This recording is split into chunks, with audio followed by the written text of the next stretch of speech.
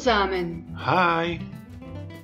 Das Logistikunternehmen Rumo hat am 4. März 2020 einen Abschnitt des Nord-Süd-Eisenbahnnetzes zwischen São Simão und Estrela do Oeste eingeweiht. Es ist eine relativ kurze Strecke von 172 Kilometern. Aber lass uns den Kontext verstehen und warum diese Einweihung für Brasilien wichtig ist. Die Nord-Süd-Eisenbahn, die während die Regierung von José Sarney entworfen wurde, sollte das Rückgrat des nationalen Eisenbahnsystems sein. Das System diente als die Verbindung zwischen Pará und Rio Grande do Sul und zwischen den Eisenbahnnetzen, die den Zugang zu den wichtigsten Häfen und Produktionsregionen des Landes ermöglichten, die bis dahin regional isoliert waren. Leider waren die ersten Jahrzehnte von Überpreisen und Kartellkorruption geplagt, an denen Auftragnehmer und die Regierung beteiligt waren. Dies führte laut Vallet zu einem Verlust bei nicht transportierten Ladungen und nicht erhobenen Steuern ca. 12 Milliarden US-Dollar pro Jahr. Jedoch war bis 2014 die Strecke von Açailândia in Maranhão nach Anápolis in Goiás abgeschlossen. Der kürzlich eröffnete Abschnitt ist von großer Bedeutung, da er die Nord-Süd-Eisenbahn mit dem Paulista-Netz verbindet. Dies erleichtert den Fluss der landwirtschaftlichen Produktion vom gesamten mittleren Westen zum Hafen von Santos. Für die gelben Abschnitte auf der Karte werden technische, wirtschaftliche und ökologische Machbarkeitsstudien durchgeführt. Damit wird die 4.787 Kilometer lange Eisenbahnverbindung fertiggestellt, die ein echtes Rückgrat für den Schienenverkehr darstellt.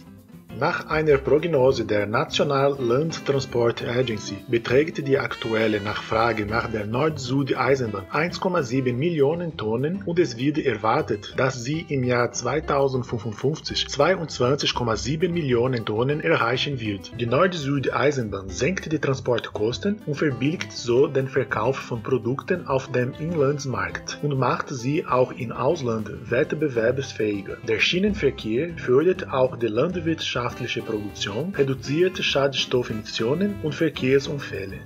In Bezug auf den Umweltschutz führt Rumo ein Fauna-Rettungsprogramm gemäß den Richtlinien und Anforderungen von IBAMA durch. Während der Arbeiten zur Erweiterung und Verbesserung der Eisenbahn werden die geretteten Wildtiere einer klinischen Untersuchung, Biometrie und fotografischen Aufzeichnung unterzogen. Wenn die Tiere gesund sind, werden sie an einem ähnlichen und sicheren Ort freigelassen. Andernfalls werden sie zur spezifischen klinischen oder chirurgischen Behandlung an Partner-Tierkliniken überwiesen und bleibt dort, bis sie entlassen werden. Seit 2017 wurden 120 Tierarten registriert und 559 Tiere gerettet. Die häufigsten Tierarten gehören zu den Gruppen der Reptilien und Amphibien. Um die Auswirkungen auf die lokale Fauna zu mildern, wurden 205 Kanäle für den Durchgang von Schildkröten in den Abschnitten mit den höchsten Konzentrationen dieser Tierarten installiert. Die Passagen bestehen aus Kanälen, die es den Tieren ermöglichen, von einer Seite der Eisenbahn zur anderen zu gelangen und dienen auch als Fluchtpunkt für Tiere, die sich zwischen den Gleisen befinden. Die Wirksamkeit dieser Passagen wird bewertet und neue Punkte für die Installation weiterer Kanäle werden kartiert.